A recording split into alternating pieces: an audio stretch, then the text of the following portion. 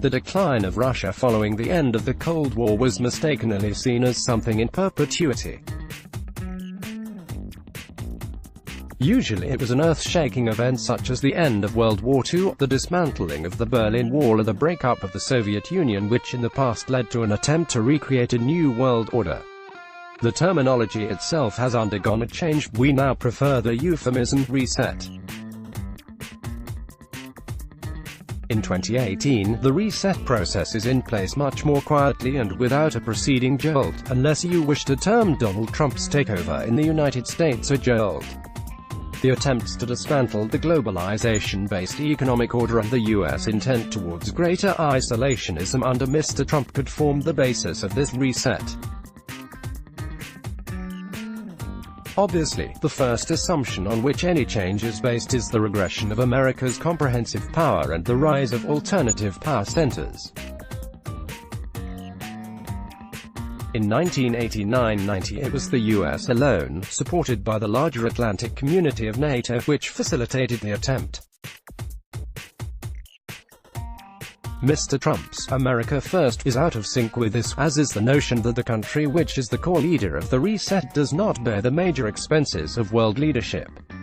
In contrast, China's aggressive selling of its Belt and Road Initiative (BRI) to pump its version of the reset may appear more appropriate, but the expenses for it too are not being undertaken with free lunches, but rather through coercive debt-trap diplomacy. The real trigger for the ongoing reset was not recent, and simply blaming President Trump's arrival would be an unfair assumption.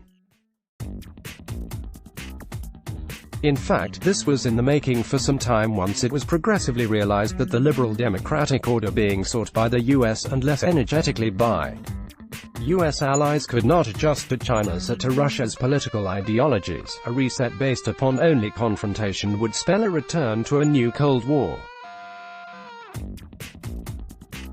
The decline of Russia following the end of the Cold War was mistakenly seen as something in perpetuity. The return of Russia's emphatic international role came with its decision to contest the West's march on Ukraine. The failed Arab Spring also gave the U.S. enough indicators of its inability to take forward the liberal democratic agenda, contributing to its cooling and comparatively lower assertiveness in the Middle East. Russia's return to active big power politics was challenged by the US and Europe without sufficient muscle and unity. The expansion of NATO to Russia's doorstep was a challenge the latter simply had to resist. Yet Europe's dependence on Russian gas prevents unified sanctions on Russia and enhances the latter's ability to resist. For example, in the European Union, as Germany expelled Russian diplomats, it quietly approved the construction of the Nord Stream 2 pipeline on its territory. Not the least of triggers is the ongoing trade war, which is seriously diluting 25 years of effective globalization and interdependency. The reset is giving direction to new regional trade blocs such as the recently reported potential 16-nation regional comprehensive economic partnership, which includes ASEAN nations along with China, India, Japan, South Korea, New Zealand and Australia. This could be a reality by the end of 2018, much against US interests. Most countries yet do not want to give up liberalism in trade. In fact, the US withdrew from the Trans-Pacific Partnership (TPP) that it had initiated several years ago, but other countries are trying to recreate it without the US presence.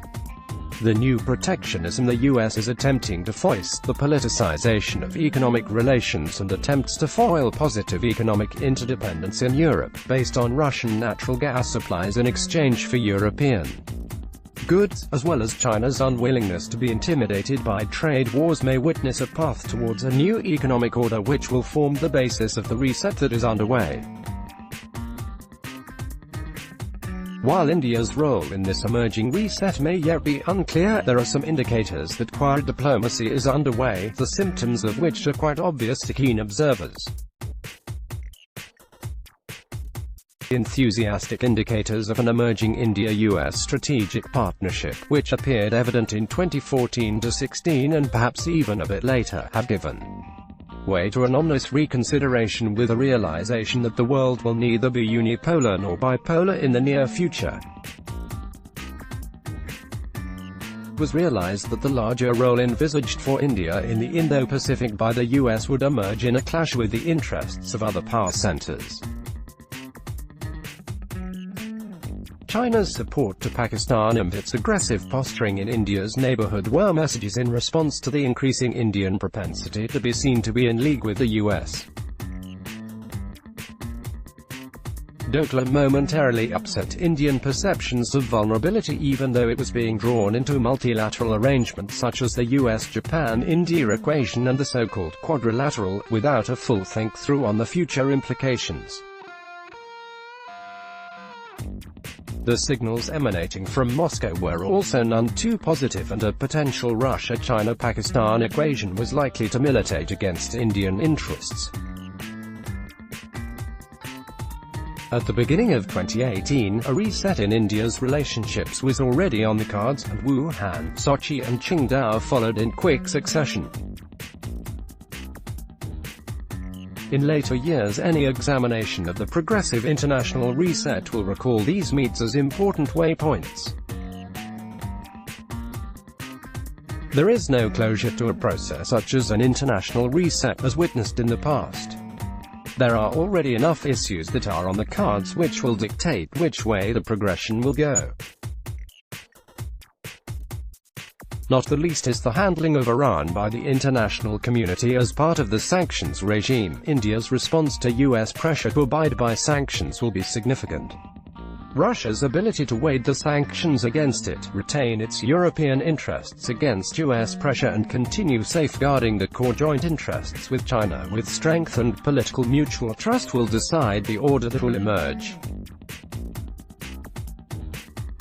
The progress of Shanghai Cooperation Organization's Eastern NATO status will also be under test. Whatever it be, polarity in the international order will be far more diffuse. A quasi-multipolar system is likely to dominate the order for the next few years. For India, straddling this will become the order of the day, rather than cozying with any one of the strategic blocs.